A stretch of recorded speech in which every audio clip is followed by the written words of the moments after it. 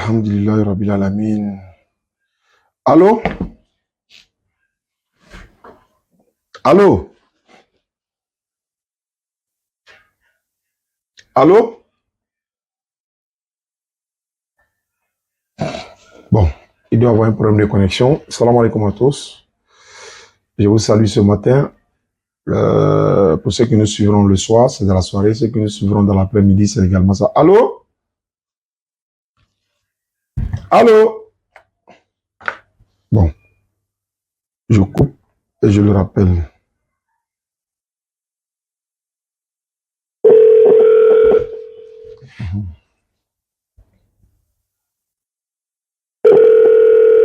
Voilà, c'est un frère. On va l'écouter. Il m'a contacté il y a 3 jours de cela.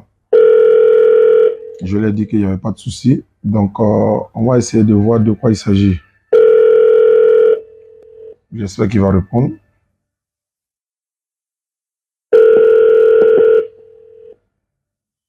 Allô? Allô? Oui. Oui. Je là. D'accord, tu es là. D'accord, on va tout reprendre à zéro. Bonsoir d'abord. Bonsoir, frère. Bonsoir, ça va bien. Tu m'as contacté depuis quand? Bon, ça dure un peu. Hein. Ça a duré un peu. Tu appelles d'où? Oui. Je suis au Togo. Ah, tu es au Togo. Dieu merci. Oui. Nous-mêmes, on est en train de se préparer pour venir au Togo.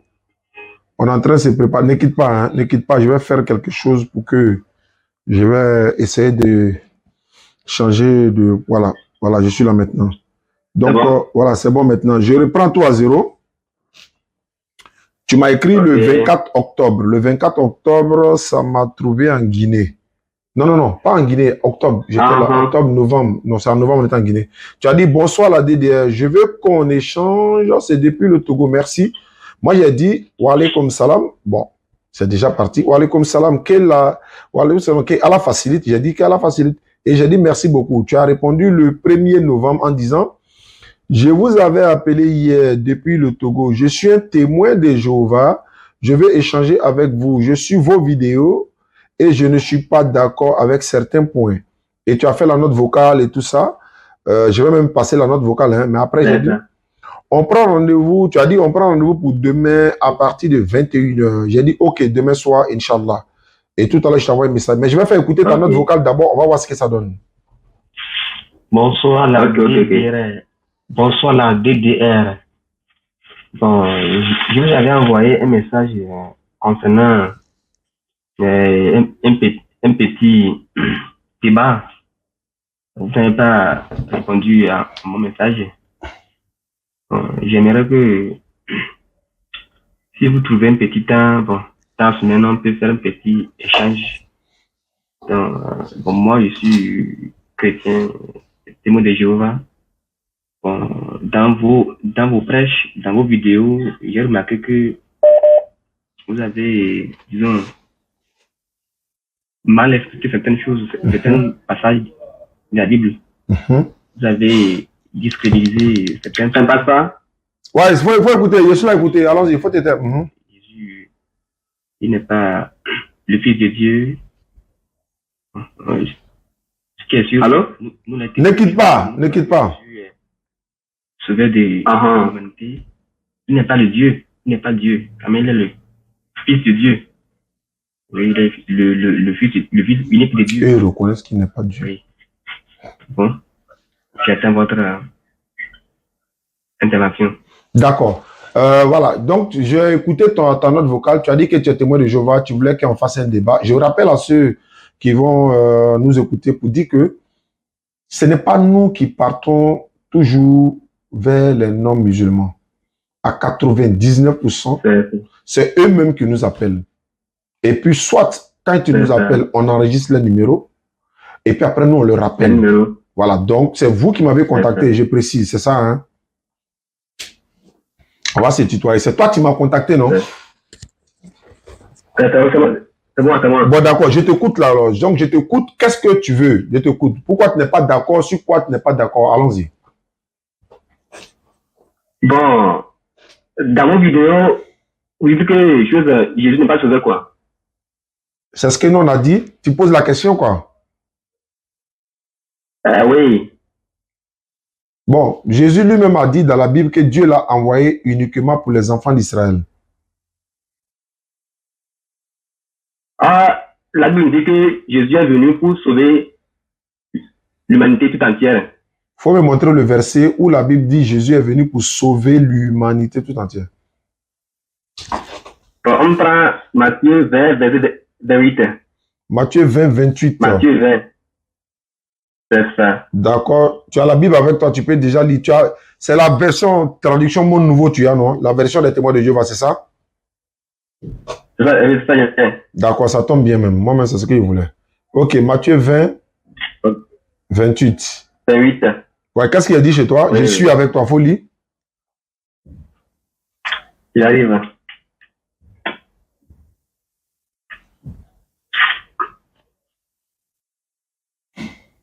Merci à ceux qui nous suivent à travers le monde. Voici le numéro qui s'affiche au bas de l'écran. Pour ceux qui veulent contacter la DDR pour une invitation dans vos pays, dans vos quartiers, dans votre ville. Voilà les numéros à contacter. Inch'Allah ta'ala. À contacter, Inch'Allah. Je t'écoute, hein? Oui, il arrive. D'accord, viens. C'est bon. Matthieu 20, 28. Allons-y. On dit, tout comme le Fils de l'homme n'est pas venu pour être servi, mais pour servir et donner sa vie comme rançon, en échange d'un grand nombre de personnes. Mais où est l'humanité? On dit un grand nombre de personnes. Est-ce que c'est toute l'humanité? Ah oui, c'est toute l'humanité. On dit un grand nombre de personnes. On connaît français, frère. Un grand nombre de personnes. Dans ma version, lui second, il a dit, c'est ainsi que le Fils de l'homme est venu non pour être servi, mais pour servir et donner sa vie en rançon de plusieurs. Comme la fille sa vie, comme la rançon de plusieurs. On n'a pas dit de toute l'humanité. De plusieurs. Faut pas dire que Jésus est venu sauver toute l'humanité. Toi, tu as donné ce verset. Moi, maintenant, je te donne un autre verset dans ta propre Bible. Faut prendre Matthieu 10. Oui, Matthieu 10, 5 à 7. Matthieu 10, verset 5. Oh ben non, Matthieu 15, 24 d'abord. Matthieu 15, 24 d'abord. Faut prendre Matthieu chapitre 15, le verset 24 pour commencer. Il y a d'autres versets que je vais donner, quoi. Matthieu 15. Verset 24. 24, oui. C'est bon. Il a dit quoi? Il a dit que il répondit, je n'ai été envoyé que vers les brebis perdues de la nation Israël. Ah, je n'ai été envoyé que vers les brebis perdues de la nation Israël. Il n'a pas dit toute l'humanité. Et puis quand on dit que, ça veut dire uniquement. C'est pourquoi le que. Voilà le que. Je n'ai été envoyé que. Donc c'est uniquement pour les enfants d'Israël. Comment tu peux dire encore qu'il est venu pour l'humanité? Maintenant, quand il veut envoyer lui-même, il veut envoyer ses disciples, par exemple, pour aller dans le monde. Il les envoie. Il peut leur dire, par exemple, comme dans Marc 16, mais en sous savons, les disciples ont compris, la réponse se trouve dans Acte 17. Mais il a dit, n'allez pas sur la route des nations. Ça, c'est dans la version témoin de Jéhovah. Tu peux le lire. Matthieu 10, versets 5 à 7, s'il te plaît. Matthieu 10. Versets 5 à 7. Et pour certains qui disent, allez dans toutes les nations. En même temps, le même Jésus dit, n'allez pas sur la route des nations. Parce que la définition du mot nation dans la Bible, la version témoin de Jéhovah nous l'explique clairement. Parce que dans Matthieu 10, 5 à 7, il a dit, n'allez pas vers les païens, n'entrez pas chez les Samaritains. Faut lire. Matthieu 10, 5 à 7. La version témoin de Jéhovah du monde nouveau dit quoi? Matthieu 10, 5 à 7. À 7. Il dit, ces 12 hommes, Jésus les envoya en mission, en leur donnant les instructions suivantes. N'allez pas vers les gens des autres nations. N'allez pas vers les gens des autres nations. Et n'entrez dans aucune ville samaritaine. N'entrez dans aucune ville samaritaine. Continue. Allez plutôt continuellement vers les brebis perdues de la nation d'Israël. Ah, parce que lui-même étant envoyé que pour les enfants d'Israël, voilà pourquoi il est dans cet ordre-là. N'allez pas sur la route des nations. Les nations, c'est quoi? C'est les païens, les autres qui ne sont pas, n'est-ce pas, des juifs et tout ça. Et il dit, n'entrez pas dans aucune ville samaritaine.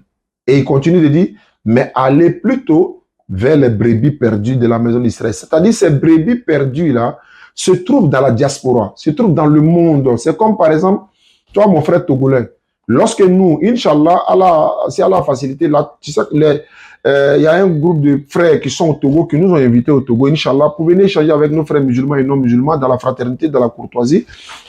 Si Allah a facilité qu'on arrive au Togo, dès qu'on va croiser des Ivoiriens, automatiquement, on va connaître que ceux-là, c'est des Ivoiriens. Et les Togolais sauront que nous sommes des Ivoiriens également. Même s'il y a des Togolais dans notre groupe, vous qui êtes Togolais, vous allez savoir que ceux-là, voilà les Ivoiriens, mais voilà les Togolais, mais ils sont venus dans le même groupe. C'est-à-dire quand tu vois ton frère, tu reconnais automatiquement, soit par son langage, par son style vestimentaire, par sa manière d'être, tu reconnais automatiquement. Donc quand les disciples ont été envoyés par Jésus-Christ, la paix de Dieu soit sur lui, ils sont allés dans la diaspora. On trouve cela même dans Actes des Apôtres, chapitre 17. Est-ce que vous comprenez? On trouve ça dans Actes 17, je crois, verset 11 ou bien 11-17. Attends, je vais vérifier. Acte 17, verset... Acte 11, 17. Voilà, Acte 11, verset 17. Tu as la page?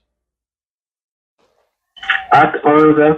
Oh ben c'est 19. 19. Acte 11, 19. C'est pas 17. Acte 11, verset 19. Acte 11, verset 19. Quand il dit, n'allez pas sur la voie des nations, des autres des nations, n'entrez pas dans aucune ville samaritaine. Mais pourtant, il les a dit d'aller partout. Hein. Mais il dit, n'entrez pas dans aucune ville samaritaine. Ils doivent aller où? Voilà, Acte 11, 19, si tu peux le lire. Oui, ceux qui avaient été dispersés à cause de la persécution survenue après la mort d'Étienne allèrent jusqu'en Péninsule, à Chypre et à Antioche. Mais ils n'annonçaient la parole qu'aux Juifs. Et il n'annonçait la parole que aux Juifs. On dit ceux qui avaient été dispersés par la persécution survenue à l'occasion d'Étienne allèrent jusqu'en Phénicie, dans l'île de Chypre et Antioche, annonçaient la parole seulement que aux Juifs. C'est-à-dire, ils sont allés, par exemple, au Togo, au Mali, en Guinée, au Burkina, en Sierra Leone. Ils ont annoncé la parole seulement qu'aux Juifs. Parce qu'ils reconnaissaient les Juifs qui ont été dispersés dans la diaspora. Mais on est dans Acte 11. Okay. Je te demande de passer une seule page et puis je te donne la parole. Va dans Acte 13. Acte 13. Acte des Apôtres, chapitre 13. On va commencer au verset 17, non? Au verset... Attends. Après la lecture de la parole des prophètes, le chef de la synagogue, 15. Acte 13. 15 à 23. On va lire de 15 à 23, le contexte. Je vais te relater le contexte de ces événements-là, lorsque Paul était en train de prêcher, et qu'est-ce qui s'est passé? Acte 13, verset 23. Non, 15 d'abord. On commence au verset 15, s'il te plaît. 15, oui. Je salue toute la population de Togo et de Bénin. Faisal, salam alaikum. Oui, Acte 13, 15. Qu'est-ce qu'il a dit? On dit, après la lecture publique de la loi et des prophètes, les présidents de la synagogue leur firent passer ce message. Hommes, frères, si vous avez quelque chose d'encourageant à dire pour ce peuple, dites-le. Alors, Paul se leva et réclama le silence d'un signe de la main. Il a fait un signe. Moi, monsieur, je vais parler. Allons-y. Hommes, Israélites, et vous autres qui craignez Dieu, écoutez. C'est bon? Bon, attends. Moi, je vais lire. Tu vas suivre avec moi, quoi. Après la lecture de la loi et des prophètes, les chefs de la synagogue leur envoya dire: Hommes frères, si vous avez quelques exhortations à adresser au peuple, parlé, Paul se leva et en fait un signe de la main, il dit, hommes israélites, et vous qui craignez Dieu, écoutez, le Dieu de ce peuple d'Israël a choisi nos pères. Il mit ce peuple en honneur pendant son séjour au pays d'Égypte. Et il en fut sorti par son bras puissant. Il leur nourrit près de 400 ans dans le désert. Et ayant détruit 7 nations au pays de Canaan, il leur accorda le territoire comme prophète. Après cela, durant 450 ans environ, il leur donna des juges jusqu'au prophète Samuel. Il leur demanda alors un roi. Et Dieu leur donna pendant 40 ans Saül, fils de Kis de la tribu de Benjamin. Puis, l'ayant rejeté, il leur suscita pour roi David, auquel il a rendu ce témoignage. J'ai trouvé David, fils d'Isaïe, homme selon mon cœur, qui accomplira toutes mes volontés. C'est de la postérité de David que Dieu, selon sa promesse, a suscité à Israël un sauveur qui est Jésus. Pas à l'humanité tout entière, mais il a suscité à Israël un sauveur qui est Jésus. Avant sa venue, c'est-à-dire avant la venue de Jésus, Jean-Baptiste avait prêché le baptême de repentance à tout le peuple d'Israël. Acte 13, 23. C'est de la postérité de David que Dieu a suscité à Israël un sauveur. Mais ce sauveur à Israël, c'est qui? C'est Jésus. Il n'est pas sauveur de l'humanité tout entière. Je t'écoute. Oui, vous savez, quand Adam et Ève ont péché, Dieu a prévu quelque chose. Il a envoyé son fils, Jésus, sur la terre, pour que les humains puissent avoir la vie éternelle. Pour le faire, il a choisi la nation d'Israël. C'est vrai que Jésus devait naître. Et c'est vrai que Jésus est né. Mais après sa naissance, il a continué à avoir les disciples pour pouvoir prêcher la bonne nouvelle dans tout le monde entier. Donc, c'est à Israël que Jésus devait naître. À travers Israël, les humains peuvent avoir la possibilité d'avoir la vie éternelle à travers Jésus. Bon, c'est ce que j'ai à dire. Ok. Tu es témoin de Jéhovah depuis quand? Bon, depuis 3 ans. Tu étais quoi avant? Bon, je ne faisais pas une église. Hein. Tu ne pratiquais pas une église, mais les parents sont chrétiens? Oui. Ils sont témoins de Jéhovah aussi? Non, ils sont évangéliques. Papa et maman sont évangéliques. Oui. Mais toi, tu es témoin de Jéhovah. Pourquoi tu n'es pas évangélique? Tu ne crois pas à ce qu'ils disent? Bon, on n'a pas la même croyance, quoi. Mais si vous êtes tous dans la vérité étant chrétien, pourquoi tu ne crois pas à la doctrine de tes parents, mais tu as une doctrine à part celle des parents? Moi, mon papa, il était musulman, il est décédé il y a 20 ans de cela. Ma maman est musulmane. Je suis né musulman. Mon grand frère est musulman. Ma grande soeur, bon, j'ai pas de grande soeur. Ma petite soeur est musulmane. Mes enfants sont musulmans. Ma maman est, bon, ma femme est musulmane. Toute ma famille est musulmane. Tout mon village est musulman. Alors que toi, tu es témoin de Jéhovah. Et quand je dis tout mon village est musulman, il y a une église dans mon village, mais je vais parler de 99% musulmans. Donc, toi, tu es témoin de Jéhovah. Tes parents sont évangéliques. Est-ce que tu crois que tes parents, s'ils meurent, ils seront sauvés? Bon, c'est Dieu qui va choisir. Est-ce que toi, tu crois que si toi-même tu meurs, tu seras sauvé? Bon, pour moi, je ne sais pas trop. Tu ne sais pas si tu seras sauvé? Oui. Le Coran dit, si tu es musulman, tu seras sauvé. Sourate 43, 68 à 70. Ça fait un. Deuxièmement, si vous étiez tous dans la vérité là-haut, tu pouvais par exemple devenir catholique et puis toute la famille est catholique. Si si les parents sont évangéliques, tout le monde est évangélique. Si les parents sont témoins de Jéhovah, tout le monde est témoin de Jéhovah. Je vais te poser une question. Est-ce qu'aujourd'hui, je ne souhaite pas du tout, même si tu es chrétien, je ne te le souhaite pas. Si tes parents sont malades et ils ont un problème de sang, est-ce que tu peux leur donner le sang? Non, non. Subhanallah. Les parents qui t'ont mis au monde, hein, oui. Tes propres parents qui t'ont mis au monde, s'ils ont un problème de sang, alors qu'ils peuvent mourir pour ça, est-ce que si on dit, par exemple, toi, tu as le même sang que eux, on t'appelle, viens vite, il faut donner au moins, on va enlever au moins 1 litre de sang dans ton corps, et puis on va donner à tes parents parce qu'ils ont un problème, ton père et ta mère, tu vas donner, tu vas pas donner? Oh non, on peut chercher d'autres produits pour le traiter. Il n'y a pas de produits. On regarde dans le village, il n'y a pas de produits. Tu es le seul fils de tes parents. On a appelé les voisins du village. Tout le monde refuse. On dit on ne donne pas parce que ce n'est pas nos parents. Mais toi, ton papa, ta maman qui t'a mis au monde avec ton papa là, ils ont besoin de sang. Sinon, ils vont mourir. Tu es témoin de Jéhovah. Ils sont évangéliques. Tu vas leur donner le sang ou bien tu n'as pas donné?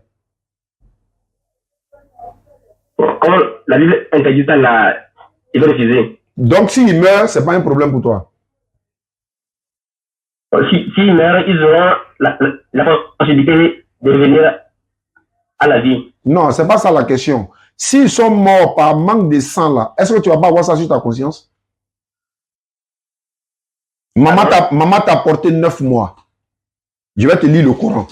Tu as besoin, tu as besoin qu'on te lise le Coran. Parce qu'on ne sait jamais dans la vie, chacun peut devenir musulman en découvrant la vérité. Je vais te lire Sourate 17. Tu n'as pas le Coran, hein? Non. D'accord, c'est pas grave. J'ai un ami, j'ai mes représentants au Togo. Inch'Allah, après notre conversation, je ne sais pas ce qui va se passer. Alors, Alam, je vais te mettre en contact avec eux. Je pense que ça va faire avancer beaucoup de choses. Sourate 17, je vais lire Sourate 17, verset 21, 22, verset 23. Et ton Seigneur a décrété, n'adorer que lui seul, unique, sans associé, marqué de la bonté. Allah dit, vous devez marquer de la bonté envers les pères et vos mères. Marquez de la bonté. Si l'un d'eux de tes parents, ou tous les deux, doivent atteindre la vieillesse auprès de toi, alors, faut jamais, ne les dis point fille et ne les brusque pas, mais adresse-leur des paroles respectueuses. Verset 24 de la Sourate 17. Et par miséricorde d'Allah, par miséricorde, abaisse pour eux l'aile de l'humilité. Et il faut dire ceci. Oh mon Seigneur, faut faire miséricorde à tous deux, à mes parents là. Fais-leur à tous deux miséricorde comme ils m'ont élevé tout petit. Votre Seigneur connaît mieux ce qu'il y a dans vos âmes. Si vous êtes bon, il est certes pardonneur pour ceux qui lui reviennent repentants. Et donnant aux proches parents ce qui lui est dû, ainsi qu'aux pauvres et aux voyageurs en détresse. Et ne gaspillez pas indûment, car les gaspilleurs sont les frères des diables, et le diable est très ingrat envers son Seigneur. Je peux continuer comme ça, mais je vais aller maintenant dans Luqman. Je vais aller dans le Surat 31, Luqman 14. Et regardez ce que Luqman, alayhi salatu wassalam, et à ce qu'il dit à son enfant. Hein? Lorsque Luqman dit, verset 13, lorsque Luqman dit à son fils, tout en l'exhortant, oh mon fils, ne donne pas d'associé à Allah, car l'association à Allah est vraiment une injustice énorme. Nous avons, Allah parle ici, Allah parle de lui-même, nous avons commandé à l'homme, c'est-à-dire toi tu es dedans, tu es un être humain, nous avons commandé à l'homme la bienfaisance envers ses pères et mères. Sa maman l'a porté, subissant pour lui. Elle a eu la peine sur peine. Toi, ton sévrage là a lieu à 2 ans. Elle t'a fait têter ses seins pendant 2 ans. Tu n'as pas payé 5 francs. Sois reconnaissant envers moi, Allah d'abord. Ainsi qu'avec tes parents. Vers moi est la destination finale. Quand on va mourir, on sera à lui. Inna lillahi wa inna ilayhi raji'un. On va retourner à lui. Verset 15. Et si tous tes deux parents t'associent, tous tes deux parents te forcent à m'associer ceux dont tu n'as aucune connaissance, alors ne leur obéis pas, mais reste avec eux ici-bas de façon convenable. Et ensuite, et suis le sentier de celui qui se tourne vers moi. Vers moi, ensuite sera votre retour. Alors, je vous informerai de ce que vous faisiez. Oh mon enfant, fiche le poids, fiche le poids d'un grain de moutarde au fond d'un rocher, ou dans les lieux, ou dans la terre, dans les cieux, ou dans la terre, Allah le fera venir. Allah est infiniment doux et parfaitement connaisseur. Oh mon enfant, accomplis la salade. 1. Commande le convenable. 2. Interdis le blâmable. 3. Et endure ce qui t'arrive avec patience. 4. Quelle est la résolution à prendre pour toute entreprise? Et ne détourne pas ton visage des hommes. Et ne foule pas la terre avec arrogance. Car Allah n'aime pas les présomptueux pleins d'arrogance. Sois modeste dans ta démarche et baisse ta voix, car la voix la plus détestée des voix, c'est celle bien la voix des ânes. Allah Akbar, Coran est trop intéressant. Mon frère, si tes parents ont un problème, tu ne vas pas leur donner le sang, ils vont mourir. C'est pas grave. Si ta maman voulait te faire mourir là, elle allait t'avorter quand tu étais petit. Elle t'a laissé naître. Tu es devenu chrétien. Elle t'a habillé quand tu étais petit. On a pissé sur nos parents. On a déféqué sur nos parents. Elles ont essuyé. Elles ont lavé. J'étais avec ma femme dans une cérémonie. Mon fils a uriné sur elle. Dans le public là, elle s'est mise à côté. Elle a enlevé couche de l'enfant. Elle a nettoyé. Tu sais ce qu'elle a fait avec couche là? Elle a mis couche là dans son sac. Parce que nous étions dans un endroit public, elle ne pouvait pas jeter. Elle a mis ça avec tout son contenu dans son sac. Pourquoi? Elle a fait ça pour son enfant. La honte des regards, elle s'en fout de ça. Elle a dit, ma maman m'a fait plus que ça. Je ne peux pas payer ma maman. Je ne peux pas la rendre ce qu'elle m'a donné. Je ne peux rien lui donner. Allah dit dans le Coran. Elle dit, le prophète sallam a dit, si, quand on lui demande, en dehors d'Allah, je dois désobéir à qui entre mon père et ma mère?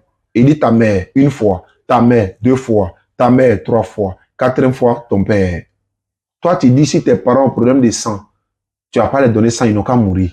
Parce qu'on t'a dit ça à l'église, alors que ce n'est pas biblique. Si ils te demandent, montre-moi le verset, tu ne peux pas me montrer. Ça n'existe pas dans la Bible, ils t'ont trompé. Dans même. Bon. Hein? Yes, sir. Donnez le verset. Donne-moi le verset où on dit ne donnez pas sang pour sauver l'âme de quelqu'un. Donne-moi le verset. Allahu Akbar. Acte 13, 19. Acte 13, 19. Je suis déjà à la page, mais je t'écoute. Je vais voir où on dit ne donnez pas sang pour sauver les âmes. Jésus même a dit aime ton prochain comme toi-même. On va voir. Acte 13, 19. Acte 13, 19. Je lis la parole. Délit? Pardon. Acte 13. C'est ce qu'il vient de lire tout à l'heure là. C'est ce que moi il vient de lire.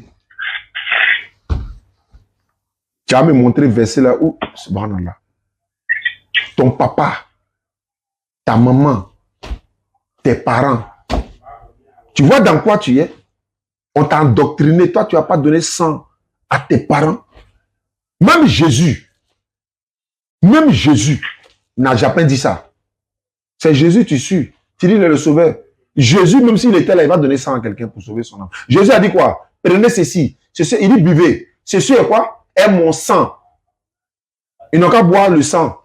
C'est vrai, ce n'est pas le sang physique, mais ça symbolise quoi? De la manière le sang donne vie. De la manière le sang permet pour que nous puissions vivre. C'est ça, en buvant son sang. Ce n'est pas son sang physique, mais en écoutant la parole de Dieu, nous aurons cette vie qui est la vie éternelle pour pouvoir avoir le royaume des cieux. Pourquoi il dit, pour avoir la vie, vous devez boire mon sang et manger ma chair. Ce n'est pas physique. Le sang de Jésus fait combien de litres? Un homme normal a combien de litres? Peut-être 7 ou 8 litres. L'humanité tout entière, on peut boire son sang? Non. Mais il dit, prenez ceci est mon sang pour la rémission de quoi? Ou bien quoi pour quelque chose comme ça? Mais on boit son sang comment? De la manière le sang donne vie là. C'est ça Jésus est en train de dire, donner. On peut même donner sang à quelqu'un pour sauver sa vie. Ce n'est pas nous qui sauvons la vie, c'est Dieu qui sauve. Le médecin ne peut pas sauver quelqu'un. Le médecin ne fait que prescrire médicaments. Mais c'est Dieu qui sauve. C'est Dieu qui nous délivre. C'est Dieu qui guérit. Moi, je suis allé à l'hôpital avec ma fille, Fanta, Kaba. On était à l'hôpital, on a fait 3 jours. Elle est anémiée, non? Elle n'a pas sang. On a couru dans l'hôpital, là, on allait payer 100 par-ci, par-là. Il y a des gens même qui étaient prêts. Moi, mais étaient prêts pour dire, non, qu'à prendre mon sang, si c'est quoi, compatible, ils vont donner mon sang à la fille. Mais on a payé le sang, on est venu, mais en elle, 2, 3, 4 poches. On est venu. Alors, mais c'est des gens qui ont donné ce sang-là. Mais tous ses yeux étaient devenus blancs. Elle était comme, tu as vu, on a fait 3 jours. Avant que le docteur a confirmé, il nous a libérés. On n'a même pas payé 5 francs de frais de sortie ni rien. Ça va passer, c'est moi, mais voilà, ça a été une grâce. Allah a fait. Peut-être que la loi, les enfants qui n'avaient pas atteint, ils n'ont pas atteint peut-être 5 ans, elle avait, je crois, 2 ans. Voilà, mais ça alhamdulillah. Toi, ta maman qui t'a mis au monde, tu sais que quand ta maman te mettait au monde, nos mamans nous mettaient au monde là, elles ont saigné, non? Son sang qui a coulé là, tu peux payer? Oui. Tu peux payer son sang là? Son sang qui a coulé. Elle a fait 9 mois. Elle vomit devant les gens. Elle ne peut pas manger sel. Elle ne peut pas manger huile. Elle ne peut pas manger ci. Elle ne doit pas boire ça. Elle ne doit pas faire ceci. Elle va à l'hôpital chaque jour. Ses pieds sont enflés. Toi, tu as naître aujourd'hui. Tu as bien dit, tu ne donnes pas sang si ta maman est dans un problème. Qu'est-ce qui est passé? Tu es témoin de Jéhovah. Ah oui. Pasteur, la cour apprécie là. Est-ce que tu sais que dans ta Bible là? Allô? Oui. Pourquoi il y a des versets qui sont coupés dans la Bible des témoins de Jéhovah? Pourquoi? Des versets? Oui. Ces versets-là ne se trouvent pas dans les textes originaux. C'est quel verset?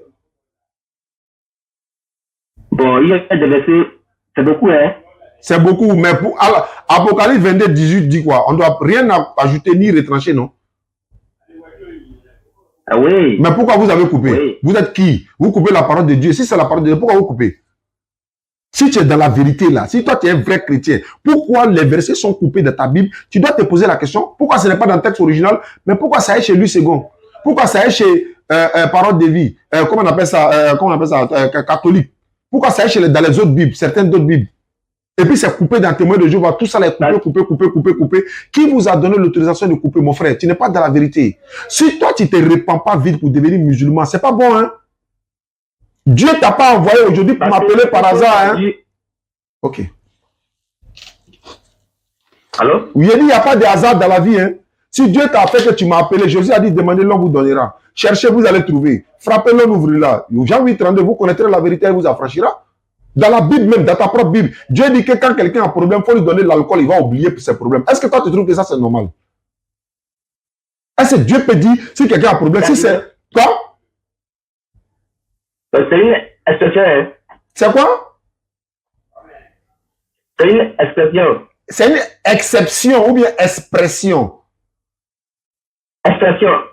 Mais ça veut dire quoi? Pourquoi Dieu dit quelqu'un qui a un problème, on lui donne l'alcool, du vin et des boissons fortes? Pourquoi? C'est pour le tuer? Est-ce que c'est la solution de ton Dieu à nos problèmes? Est-ce que toi, tu peux donner de l'alcool à tes parents s'ils ont des problèmes? Ah non. Pourquoi? Mais en tant que tu vas faire ça, mais toi, ton Dieu fait ça, non? Entre toi et puis ton Dieu, qui raisonne? Dieu. Tu dis? C'est pas Dieu. C'est pas Dieu qui a dit.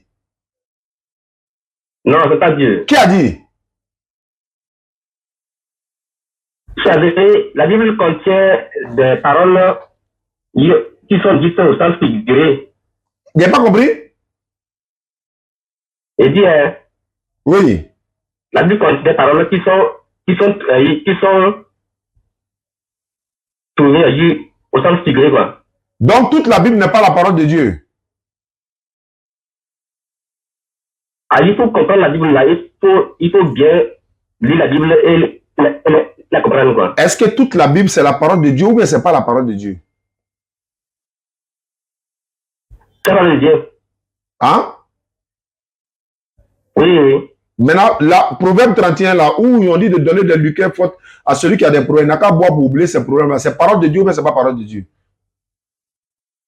Parole de Dieu. Donc, c'est Dieu qui a dit que si quelqu'un a un problème, il faut lui donner de l'alcool il n'a qu'à oublier ses problèmes. Il dit c'est une expression que le prophète a utilisée là-bas. C'est Dieu qui a dit ou bien c'est le prophète?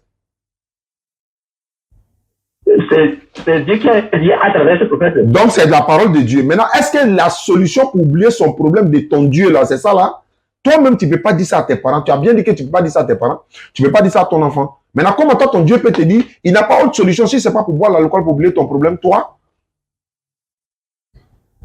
C'est quoi ça? Je te dis, hein. C'est pas bon. Moi, c'est pas bon. Toi, mais tu reconnais que c'est pas bon. Alhamdulillah. Moi, j'aime ta sincérité. Quand tu dis c'est pas bon, Dieu n'a pas, ça dit que tu m'as appelé. C'est depuis quand tu m'as appelé? On devait parler. Mais j'ai dit aujourd'hui, tu as dit 21h. Alhamdulillah, moi, je suis fatigué. Il est pas à la maison. Mais parce que pour sauver une âme là, on n'a pas besoin de beaucoup de choses. La vérité est là. Si toi, aujourd'hui, tu as bien dit que toi, tu ne sais pas si tu seras sauvé. Tu dis que tu ne sais pas si tes parents seront sauvés. Mais si tu deviens musulman tout de suite là, le Coran dit si tu meurs musulman dans la voie d'Allah, en pratiquant l'islam dans sa forme réelle, tu es sauvé, tu vas au paradis. C'est le Coran qui a dit. La sourate est là. Alors qu'il n'y a pas un verset dans ta Bible qui le dit, mon frère. Il n'y a pas un verset qui dit tu vas au paradis. Est-ce que tu ne veux pas aller au paradis? Si tu vas au paradis, c'est de devenir musulman. Parce que tes parents sont évangéliques. Peut-être toi, même si tu deviens musulman tout de suite là, moi, j'appelle mes frères au Togo, hein. Ils vont t'appeler la nuit là ou demain matin, ils vont te rencontrer, ils vont t'encadrer, ils vont t'apprendre à prier, ils vont te montrer beaucoup de choses que tu ne savais pas. Mais dans la vie, on ne finit jamais d'apprendre. Jésus a dit, Matthieu 7, il faut demander, les gens vont vous donner. Il dit demander. Tu dis que tu es témoin de Jéhovah, ça fait 3 ans. Mais il y a des choses que tu ne sais même pas dans la Bible des témoins de Jéhovah. Donner 100 là. Moi, je sais que les témoins de Jéhovah ne donnent pas 100. Moi, je sais que les témoins de Jéhovah ne croient pas que Jésus est Dieu. Et ils pensent qu'il est le Fils de Dieu. Mais les chrétiens les plus proches des musulmans, à ma connaissance, c'est les témoins de Jéhovah. Parmi tous les chrétiens, ceux qui sont plus proches de l'islam, c'est les témoins de Jéhovah. Parce qu'eux, ils ne croient pas que Jésus est Dieu. Ils disent qu'il est le Fils de Dieu. Donc, si nous devons échanger avec un témoin de Jéhovah ou débattre avec lui, c'est sur la notion de, d'abord, Jésus est-il Fils de Dieu ou pas? 2, Jésus est-il mort pour nos péchés ou pas? C'est ça on peut parler. De l'unicité, déjà, il y a beaucoup de vidéos des rabbins juifs qui sont sur Internet actuellement. Tu sais ce qu'ils disent? Un juif ne doit pas rentrer dans une église. S'il rentre dans une église, il va gêner toute sa vie. D'autres disent qu'il va gêner 3 jours. Il y en a même qui disent qu'il ne doit même pas s'approcher d'une église de 2 mètres. C'est pas moi qui ai dit. Les vidéos sont sur Internet. Mais ils ont le droit de rentrer dans une mosquée. Sans se purifier. Parce que les juifs et les musulmans adorent le même Dieu. Alors que toi et puis moi, on n'adore pas le même Dieu. Est-ce que tu comprends? Donc frère, où tu es là? Wallah, on ne force pas quelqu'un à devenir musulman. Si tu deviens musulman, le Coran dit si tu meurs musulman, tu vas tout droit au paradis. Mais tu ne peux pas montrer ça dans la Bible. Il n'y a pas un verset dans la Bible où on dit si toi tu meurs, tu seras sauvé. Il n'y en a pas. Jésus lui-même n'était pas un chrétien. Il y a ça. Il faut le montrer. Matthieu, non, plutôt, Là-bas, on parle des chrétiens. Là-bas, là, est-ce qu'ils ont dit chrétien? Non. Alors, il y a des chrétiens, tu me sors quoi? Est-ce qu'ils ont dit chrétien? Dans le Coran, ils ont dit musulmans. Dans le Coran, c'est écrit noir sur blanc. Ceux qui sont musulmans entrent au paradis. Vous et vos épouses, dans le Coran, noir sur blanc. Mais est-ce que dans la Bible, ils ont dit chrétien? Moi, il dit chrétien. Toi, tu es témoin de Jéhovah. Et puis, il y a une preuve encore. Tes parents sont évangéliques. Tu dis, tu ne peux pas leur donner le sang. Il n'y a pas de problème. Ils vont mourir. Ça n'a pas de problème. Ça, c'est ce que je dis. Si tu deviens musulman, là, l'islam t'autorise même à donner le sang à les parents s'ils ont des problèmes. L'islam t'autorise à obéir aux parents. J'ai lu la sourate 17, 23 tout à l'heure. L'islam t'autorise à respecter les parents, même s'ils sont chrétiens. Tu dois les obéir. Mais tu ne dois pas adorer s'ils t'appellent par là de une divinité en dehors d'Allah. Et puis, tu dois refuser. Tu dois obéir aux parents. Même s'ils sont chrétiens. Tu dois les respecter. Quand tu deviens musulman, tu vas les respecter. Moi, je répète. J'ai mes frères au Togo. Je vais leur donner ton numéro tout de suite. Ils ont un groupe de WhatsApp où ils apprennent les gens, les chrétiens sont là, les musulmans sont là. Ceux qui se convertissent à l'islam, on les amène là-bas parce que nous, on vient au Togo bientôt. Peut-être qu'on va se rencontrer, Inch'Allah. Mais ce n'est pas obligé. Pour devenir musulman, c'est de reconnaître qu'il y a un seul Dieu. Il s'appelle Allah, Mohamed est son messager. Jésus est l'envoyé de Dieu. Et toi, tu reconnais déjà que Jésus est l'envoyé de Dieu. C'est fini. Tu ne payes pas 5 francs, il n'y a pas de sacrifice à faire, il n'y a pas offrande à payer, il n'y a pas de dîme, il n'y a rien. Tu es musulman, tu vas à la mosquée, tu fais ta prière. Il y a beaucoup de bons musulmans. Il y a plein de musulmans au Togo. On les respecte même. Hein? Au Bénin, ils sont là. Au Togo, ils sont là. Aujourd'hui, le salut, il est personnel. Toi, tu dis Jésus est mort pour ton péché. Jésus n'a jamais dit dans la Bible que lui, il est mort pour pécher de quelqu'un. Jésus n'a jamais dit. Mais le verset est dans la Bible. Il a dit ça. Il n'a pas dit il est mort pour passionner péché de quelqu'un. Donne-moi le verset où Jésus dit si vous croyez à maman, vous aurez la vie éternelle. Montre-moi le verset. On prend 1 Jean 4. 1 Jean 4, verset 9 à 10. 1 Jean 4 combien? Verset 9 à 10. 1 Jean 4, 9 à 10. Je suis à la page. 1 Jean 4, 9 à 10. L'amour de Dieu a été manifesté envers nous, en ce que Dieu a envoyé son Fils unique dans le monde, afin que nous vivons par lui. Où est-ce que c'est écrit? Jésus a dit, si vous croyez à ma mort, vous aurez la vie éternelle. C'est écrit où? Je sais de quoi je parle, frère. Jésus est venu dans le monde. Quoi? Pour sauver l'humanité. Il a dit, où est-ce que Jésus dit? Il a donné ça. Non, où est-ce que c'est écrit? Jésus dit, si vous croyez à ma mort, vous allez avoir la vie éternelle. C'est écrit où? C'est pas écrit. Bon, pourquoi c'est pas écrit alors que tu crois à ça? Toi, tu crois que Jésus est mort pour tes péchés. Mais est-ce que Jésus a une fois dit de croire à ma mort pour avoir le paradis? Est-ce que tu sais qu'ils ont demandé à Jésus comment on fait pour aller au paradis? Tu n'as jamais vu ça dans la Bible? Ils lui ont demandé comment on fait pour aller au paradis. Hein? Faut prendre ta Bible. Luc 18, verset 18. On va commencer par ça. Il y a 3 ou 4 versets dans la Bible. Ils ont demandé à Jésus. Jésus a montré comment on fait pour aller au paradis, j'allais dire. Et il n'a jamais dit de croire à sa mort. Il a te donné 4 versets. On commence par le premier verset. Allons-y. Luc 18, verset 18 à 20. Luc 18, verset 18 à 20.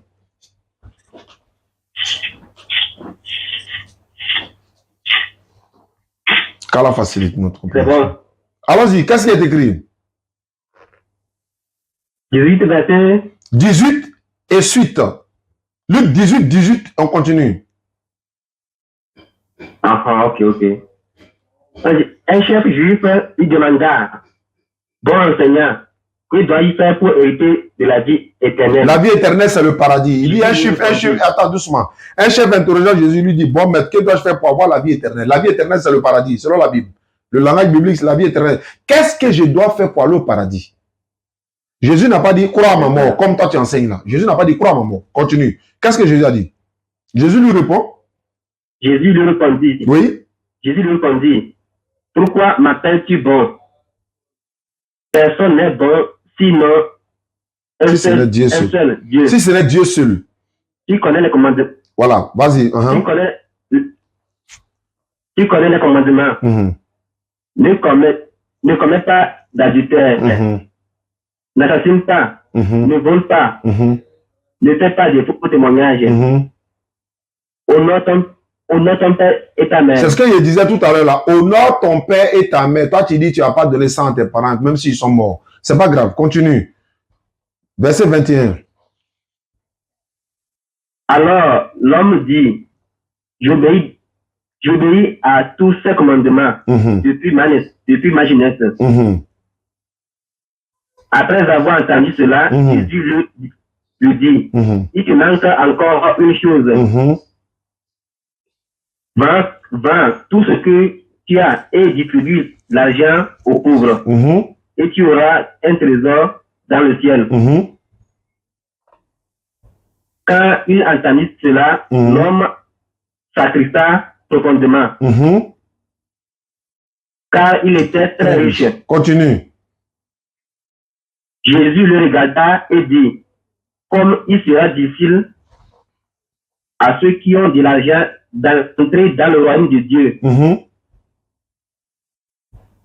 Oui, il est plus facile à un chameau de passer par un trou d'aiguille à coudre qu'à un riche d'entrer dans le royaume de Dieu. Ceux qui entendirent cela dirent. Donc, qui peut être sauvé alors?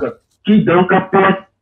Pardon? Allons-y. Ceux qui ont entendu parler, ils disent, ah, mais si le riche ne peut pas rentrer au paradis, s'il serait facile à un chameau de passer par le trou d'une aiguille, comment un riche ne peut pas rentrer au paradis? Donc, qui peut rentrer alors? Jésus peut dire, celui qui croit à ma mort va rentrer. Alors que les riches, là, ils croient à la mort de Jésus, non? Oui. Pourquoi il a dit qu'il serait difficile à un riche de rentrer au paradis? Il est facile à un chameau de rentrer dans le trou d'une aiguille qu'un riche de rentrer au paradis.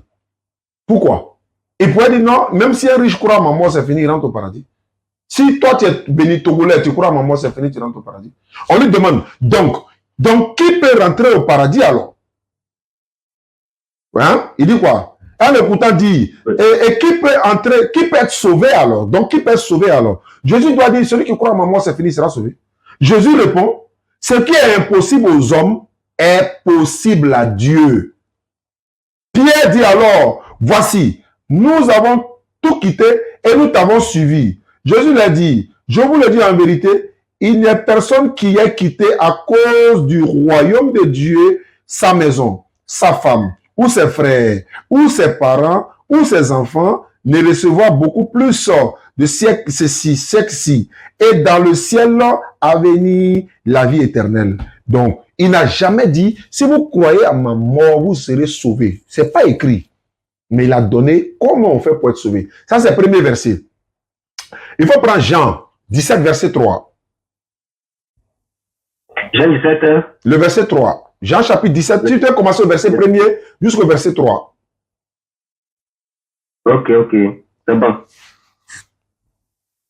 Allons-y. Jésus dit ces choses, puis leva les yeux vers le ciel. Il dit, Père, l'heure est venue, glorifie ton Fils, pour que ton Fils te glorifie. Tout comme tu lui as donné pouvoir sur toute chair, pour qu'il donne la vie éternelle à tous ceux que tu lui as donné. Verset 3. Ceci signifie la vie éternelle. Ceci signifie la vie éternelle. Ceux qui te connaissent. Allons-y. Qu'ils apprennent à te connaître, toi, le seul vrai Dieu, et celui que tu as envoyé, Jésus-Christ. Tu as vu, non? Il dit la vie éternelle. Ceci signifie la vie éternelle.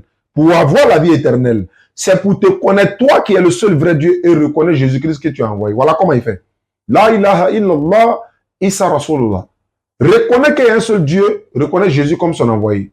À ce moment, et tu dois croire maintenant que Jésus, lui, il n'est pas Dieu, il n'est pas fils engendré de Dieu, il n'est pas mort pour pardonner le péché de quelqu'un. Nous, aujourd'hui, musulmans, nous croyons que Jésus n'est pas Dieu, il n'est pas fils de Dieu, il n'est pas mort pour quelqu'un. Il est un envoyé de Dieu, et Dieu l'a envoyé seulement pour les enfants d'Israël. Si tu crois en ça, tu dois maintenant croire au dernier prophète que Allah a envoyé, qui s'appelle Mohammed sallallahu alayhi wa sallam. Jésus est le frère de Mohammed, Mohammed est le frère de Moïse, tous les prophètes sont des frères entre eux. Donc toi, tu es mon frère. Moi, je veux ton salut. Je veux que tu sois sauvé. C'est pas moi qui te sauve, mais moi, je veux que tu sois sauvé en te prêchant la parole. On est dans Jean 17. On va retourner dans Jean chapitre 6, versets 66 à 69. Jean 6, verset 66 jusqu'à 69. Jean 6. Jean chapitre 6, verset 66 jusqu'à 69. Oui, j'ai trouvé ça là. Qu'est-ce qu'il se dit? Oui. À cause de cela, beaucoup de ses disciples s'en allèrent vers les choses qui étaient derrière et ne voulurent plus l'accompagner. Jésus dit alors aux 12, vous ne voulez pas vous en aller, vous aussi. Simon Pierre lui répondit, Seigneur, vers qui irions-nous? Tu as les paroles. Tu as des paroles de vie éternelle. Tu as les paroles de vie éternelle. Continue. Ouais. Tu as les paroles de vie éternelle et nous avons cru, nous avons connu que tu es le Christ, le Saint de Dieu. Il dit, tu as les paroles qui sauvent. Tu as les paroles de vie éternelle. Il n'a pas dit ta mort est la vie éternelle. Lorsque Abraham alayhi salatu wassalam, dans Luc 19 ou bien dans Luc 16, là, la parabole de comment il s'appelle? De Lazare. Il a dit, ils ont Moïse et les prophètes, ils n'ont qu'à les écouter. S'ils ont Moïse et les prophètes, là, ils ont l'écoute, là, ils seront sauvés. Il n'a pas dit, ils ont Jésus, ils n'ont qu'à croire à la mort de Jésus pour être sauvés. Il n'a pas dit ça. Ils ont Moïse et les prophètes qui les écoutent. On va continuer dans le 4e verset. Il a donné 3 versets pour donner la vie éternelle. On est toujours dans Jean. Cette fois-ci, Jean chapitre 12. Jean chapitre 12, verset 47 à 50. Jean chapitre 12, verset 47. On commence là-bas. Oui, c'est bon. Qu'est-ce qu'il a dit? Mais si quelqu'un entend mes paroles et n'y obéit pas, oui, moi, je ne le juge pas. Oui. Car je suis venu non pas pour juger le monde, Oui. mais pour sauver le monde. Et voilà, le monde ici, il ne s'agit pas de l'humanité tout entière. Il s'agit bien dans Jean 17, l'explication est là. Il dit, je ne prie pas pour le monde, mais pour ceux que tu m'as donné. Le monde ici, c'est le monde des pécheurs juifs. D'accord, vas-y. Celui qui me rejette. Celui qui me repousse et ne reçoit pas mes paroles, oui, est jugé par quelqu'un. Oui. La parole que j'ai dite, c'est elle qui le jugera au dernier jour. Oui.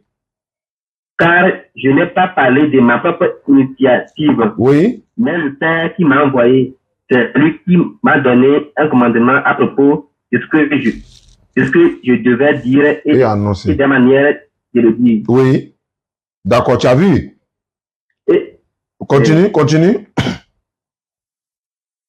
Et je sais que son commandement signifie la vie éternelle. Tu as vu? Il dit, je sais que son commandement signifie la vie éternelle. Il n'a pas dit, ma mort est la vie éternelle. Et je sais que son commandement est la vie éternelle. C'est pourquoi les choses que je dis, je les dis comme le Père me les a dites. Nulle part dans la Bible, Jésus n'a dit si quelqu'un croit à ma mort, il sera sauvé. Il n'y a pas un verset. Si c'était le cas, pourquoi il a maudit Judas? Sais-tu qu'il a maudit Judas? Il a maudit Judas. Il dit, celui qui m'a livré à toi a commis un plus grand péché. Il dit, malheur à l'homme par qui le Fils de l'homme est livré, il vaudra mieux pour lui qu'il ne soit pas né.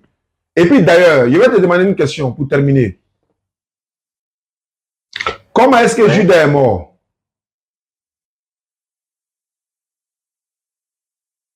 Bon, il n'ai pas des idées, hein. Tu es un nouveau chrétien et témoin de Jéhovah vraiment, hein? Si tu n'es pas converti en islam, là, c'est pas bon de... Tu sais que dans la Bible, là, on dit dans Matthieu 27, 4 à 5, qu'est-ce qu'il a dit? Ou bien Matthieu 24, attends que je vérifie. Matthieu 24, non, Matthieu 27. Matthieu 27, verset 4, en disant j'ai péché, voilà. Matthieu 27, 4 à 5, il faut lire ça pour moi, voir. Après, on va aller dans Actes et puis on va terminer. Et puis je vais te poser la dernière question. Matthieu 27, 4, Matthieu 27, verset 4 à 5.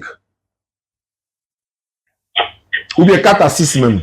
Matthieu 27, verset 4 à 6. Matthieu 27, verset 4 à 6. Ok.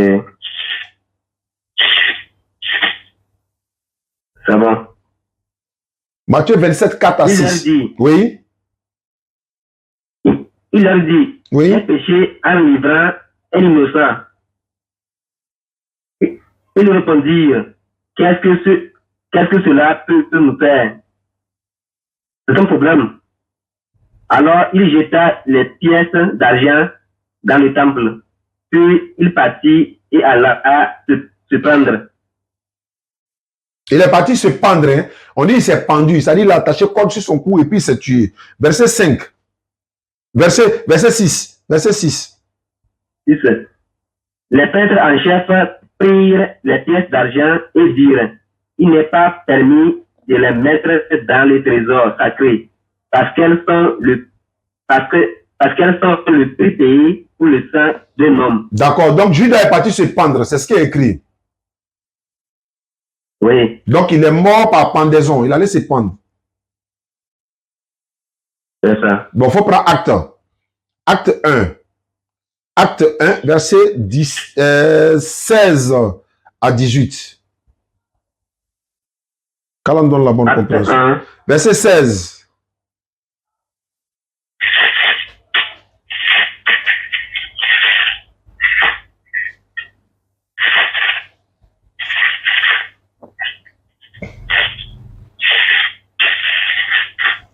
Acte 1, verset 16 à 18.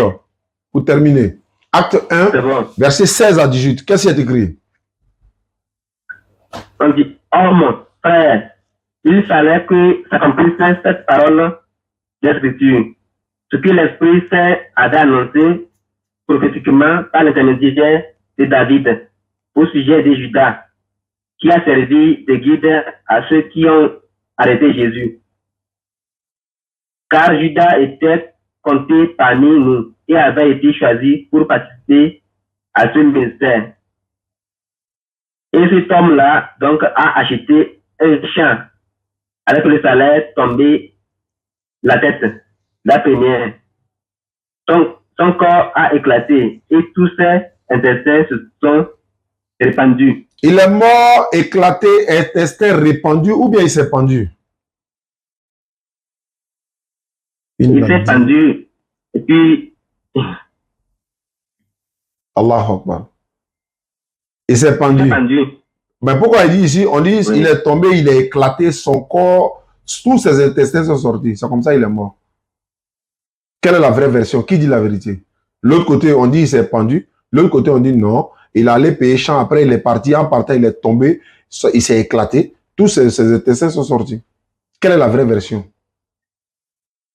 Si tu n'es pas musulman. Les deux sont valables. Les deux ne peuvent pas être valables. Soit c'est l'un, soit c'est l'autre. Il faut être honnête. Soit c'est un, soit c'est l'autre. Soit il est pendu et puis il est mort là-bas. Soit il est tombé, il a éclaté son ventre. Mais entre les deux là, les deux ne peuvent pas être vrais. Il y a un qui est faux.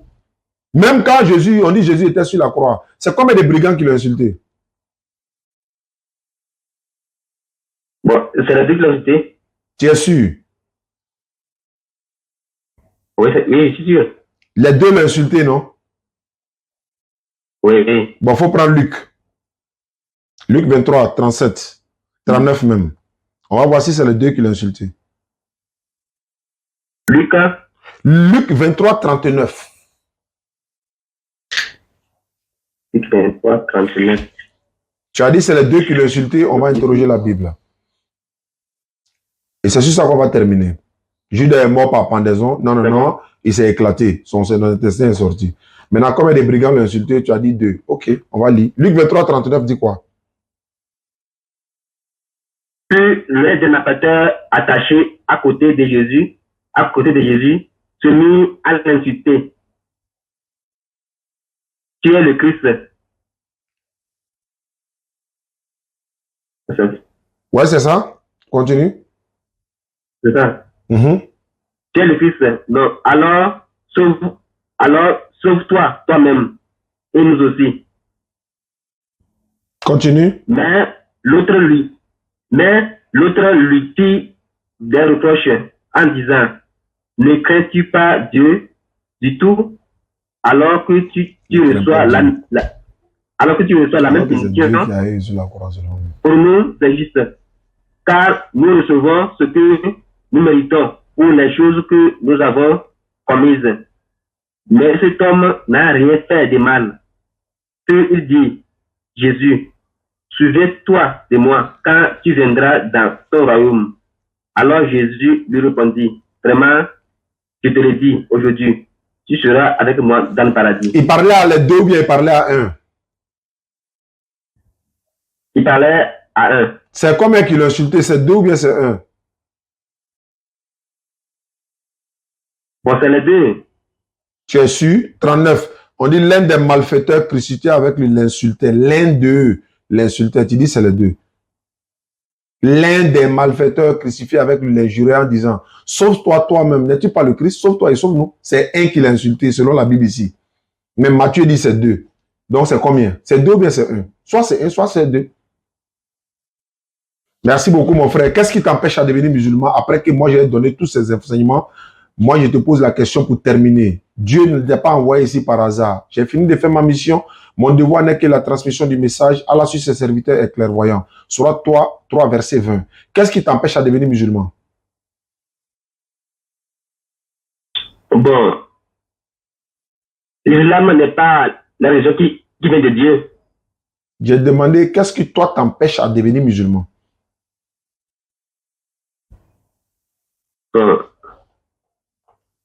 Comme dans l'islam, Jésus n'est pas le sauveur de l'humanité. Dans la Bible aussi, il n'est pas sauveur de l'humanité. Il t'a montré les versets. Dans la Bible, il est sauveur d'Israël. Dans le Coran, il est sauveur d'Israël. Mohammed sallallahu alayhi wa sallam est le sauveur de l'humanité tout entière. Tu n'as pas besoin de croire à la mort de Mohammed. Je t'ai montré que Jésus n'a pas dit de croire à sa mort. Voilà la raison qui est là. Mohammed sallallahu alayhi wa sallam n'a jamais dit de croire à sa mort.